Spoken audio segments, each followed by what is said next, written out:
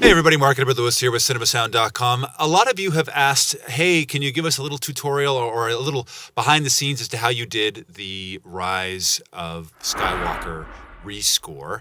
And happily to, yeah. This might be a little bit long, but I'm just going to go through some of the thoughts that I had, some of the sounds I used, some of the orchestration that we used. And hopefully this will be beneficial to all of y'all. So hopefully you've seen the rescore of it. If not, the link is down in the, explanation part. Go watch that first and jump back here. So I'm in Logic Pro, which is my preferred DAW. And we've got the video up here. These are, I have a video, multiple videos on what templates I'm using. I've added a whole bunch of sounds since then. But it'll suffice to say that I've got a few tracks here, generally in score order. And then all of these are here for my stems so that I can just hit a button. And most of the time, the stems just all can go out all at once, which saves an awful lot of time. You'll notice up here, this is the marker track. And each one of these represents a hit or something that I want to nail picture-wise or maybe even dialogue-wise. Now, if you look at the tempo map, you'll see that, there's not that many tempo changes, but for a 94 or 95 bar piece, that is quite a few. One of the reasons that it takes so many to get these hits right is because no one tempo really hits this edit. This isn't exactly an edit that was made to have custom score. They just I'm sure they cut it to some other music, and then whoever the composer was came in and did it. So for me, as another composer to come in, you got to massage the tempos. I want you to look at, though, how narrow these tempos are from each other. There's just a few little beats per minute difference, and unless you're using loops or heavy beats, the audience really doesn't notice that. So let's take a look at the difference between bar 11 and bar 16. We're going to start here at bar 10. Just subtle tempo moves.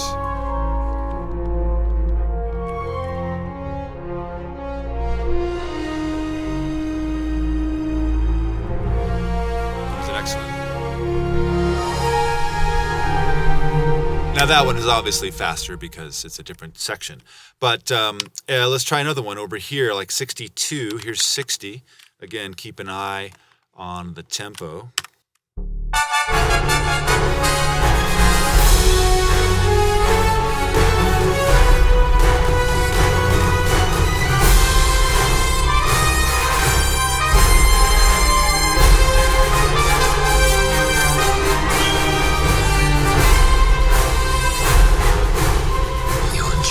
So that was a lot of tempos and something that otherwise you wouldn't expect to feel like, hey, there was no tempo changes there. But there were several micro tempo changes. And, we had to hit all those titles. We had to hit some of the action. I really wanted to hit the lightsaber coming back into her hand, and because that was just going to be a fun moment.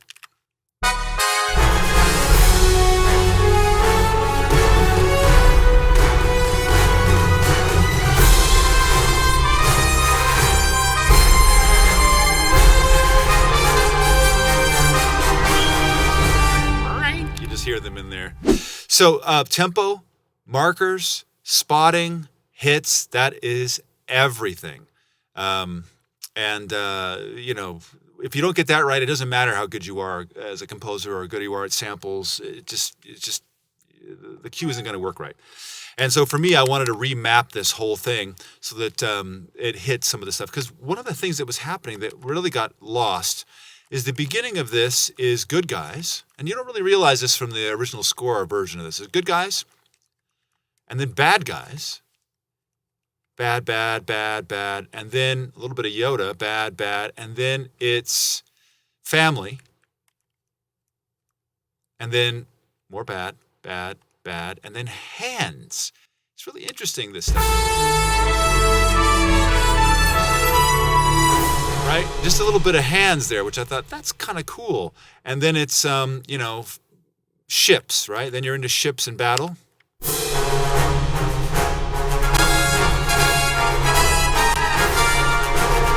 then this big transition, and then we're into the end and all the titles. So I really wanted to make changes musically that made that work. All right, so what have I got here? We're using some harps here. Turn this up for you.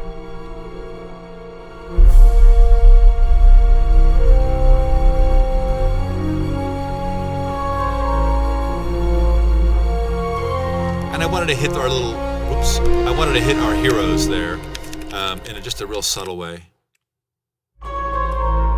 Just a simple little theme, thematic element. And then I also wanted to, when these guys, when we got the march here at the end,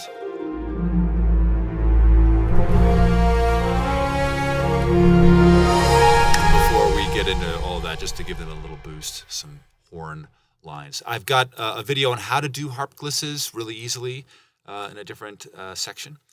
So what else have I got in here? One of the secrets that John Williams does is he doesn't always do tremolo, which is taking the bow with violins and going like this. And he also doesn't always do trills, which are whole step or half step trills. Sometimes he'll do minor thirds, minor perfect fourths, fifths, and things. And I happen to have a library that does that really well. It's called Symphonic Sphere, and it's got a lot of good things in it, but pretty much the only thing I use it for is this.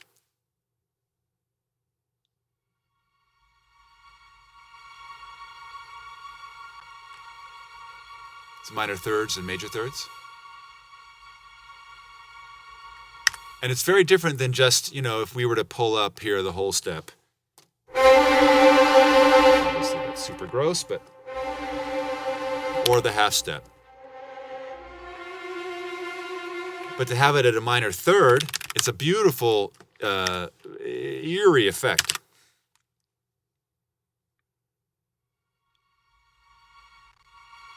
Which he uses all the time. This little classical piano thing down here, I didn't use it, but it's basically where I'm doing a sketch, like especially with string voicings, where I can't quite figure it out in my head and I need to just kind of play some things. And that allows me to be able to have string voices and do voice leading.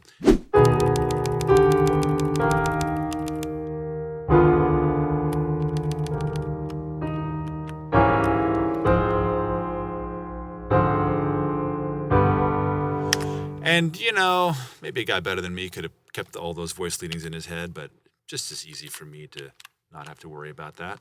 I'll solo the strings here so you can hear how that turned out. Mainly this is cinesamples. There's a couple of other little odds and ends in there.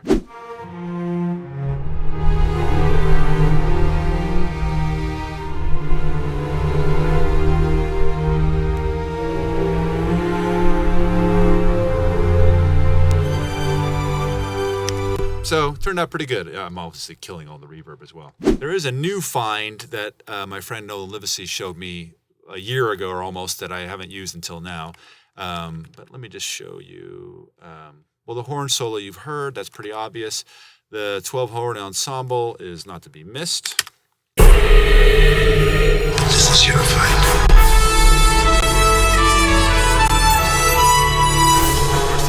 Basically the trumpets there, but here's the horns.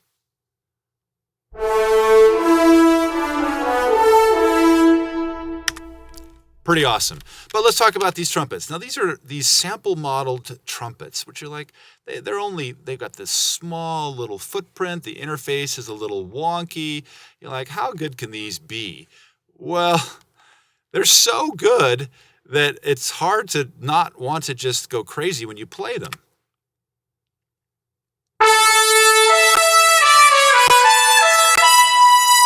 Sorry with the computational issues there.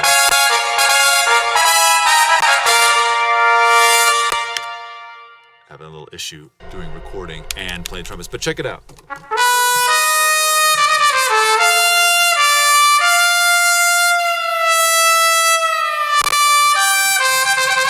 And it's really great for staccato.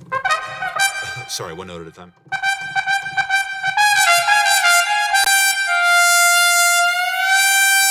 And then you've got control over dynamics.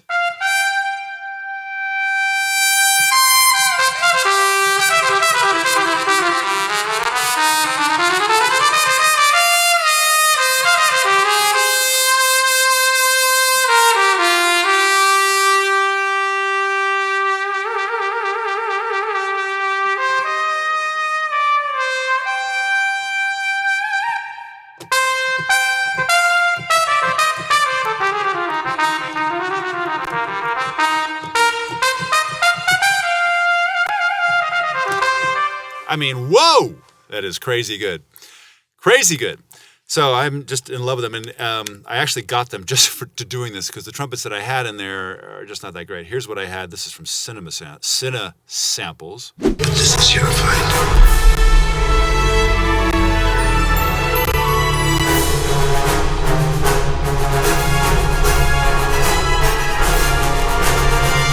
They just sound like crunchy samples. They're okay on those long lines. I mean, they're good. They're fine.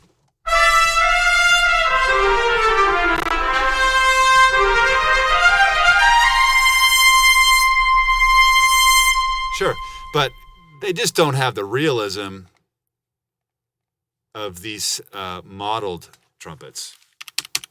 Go down.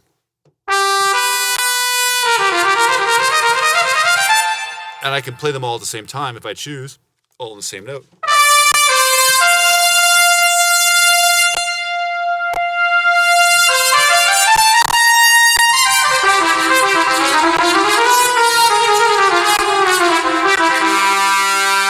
Unbelievable. Now, just so you know, they come out sounding just like a straight, hard, recorded trumpet. And so I've added a little room to them so that they're in a hall. The hall that comes with them that's not good. And then I've added some bass kind of body to the sound and taken off some of the edge. Otherwise, they're really, really harsh. Let's see what else is in here. I'm using lots of Hollywood winds, doing a little cheating, if you will. Let's see if these will trigger correctly.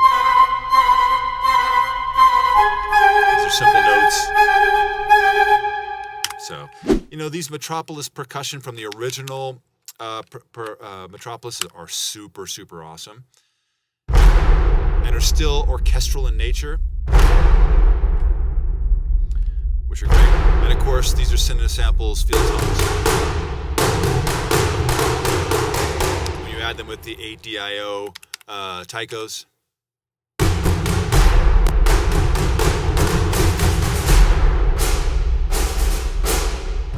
which is super, super great, and they really fill in.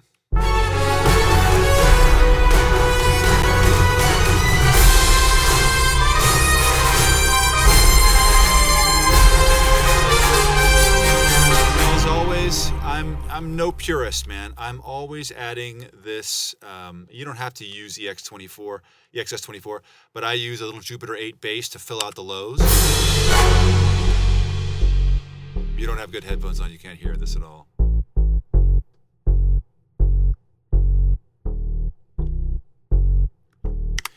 It just adds certain low frequencies that a real orchestra would put out, but samples just don't. And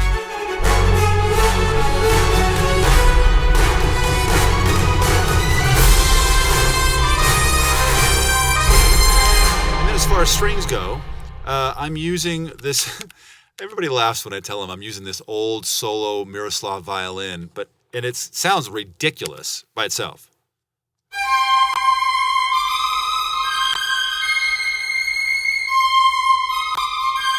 But it just has that, so like the soloist is there by himself going crazy. Then the Cine Samples violins, which I like how they feel. They just don't have a lot of power or passion on big, loud sections like this. So I add to them there's an Audix violin section.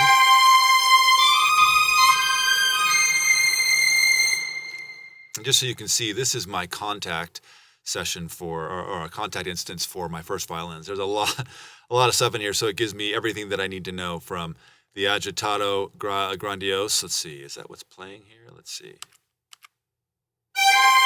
No. Yeah, the United Strings of Europe, man. The great stuff for all kinds of fun things, as is the Agitato. I'm not much for 8DIO for orchestra stuff, but sometimes they get it right. When we put these things together, a lot of times they get it right. Put them together.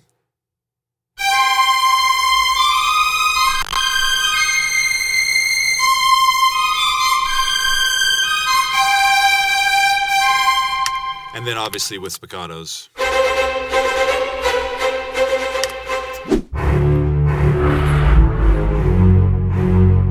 Cello and basses together. And they also have a long setting.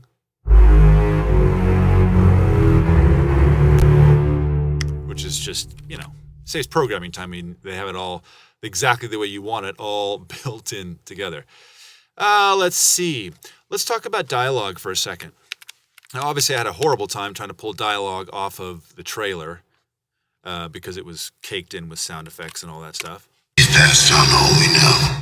So I added reverb because they already had reverb in there. I made it mono because their reverb was mono, at least by the time it came off of YouTube. And then I used a heck of a lot of Isotope RX to separate his voice from the track. Sometimes I was more successful than others. 1,000 generations live in you now. Ugh, disgusting. But this is your fight. I mean, you can still hear some of the score in there. But when you add your score to it... This is your fight.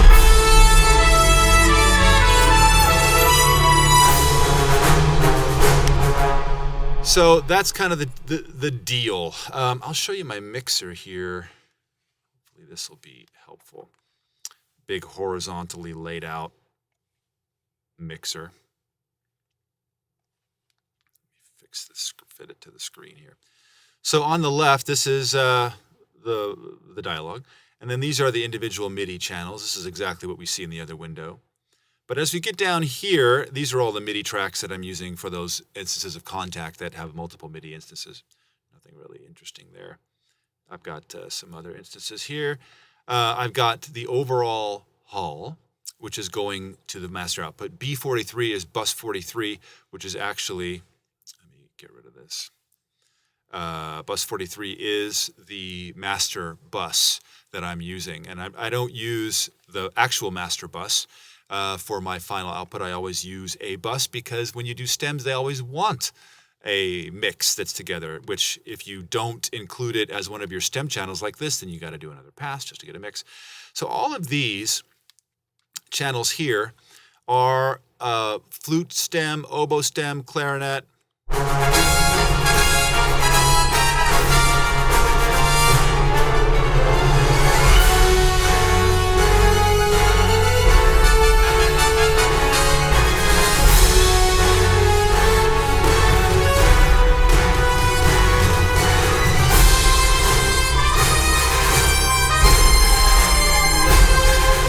So for me, all I need to do, and I have a video on showing you how to do this on our channel, is just hit, export audio channels, and all these go out as stems. Notice that I have my particular EQ, simple, easy contouring EQ on every stem. And then I have a limiter. This is a free limiter that you can get on every channel that takes up very little computational power. And of course, this is automation. So this way, I know that every stem I have is never going to go over, has my particular brand of EQ. And then the master is also going to have the same kind of thing. It's going over because this channel, for whatever reason, is up a little bit. And then if I want a special master for my whatever, then I'm using Gullfoss and another different kind of EQ, the Logic EQ to keep things a little bit more under control. And then the Waves L3 Multi-Maximizer, which does a great job of crushing anything that kind of gets out of control and keeping it loud. This is your fight.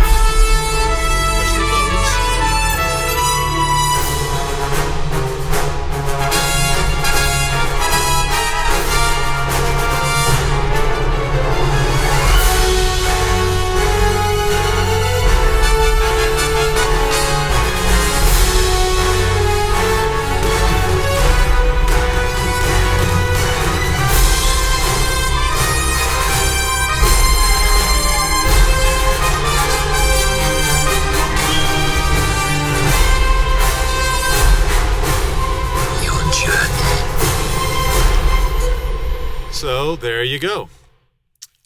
If you want to see anything else, just come by cinemasound.com and let me know what you want to see. And hopefully I'll be able to give that to you, do another video or article or whatever.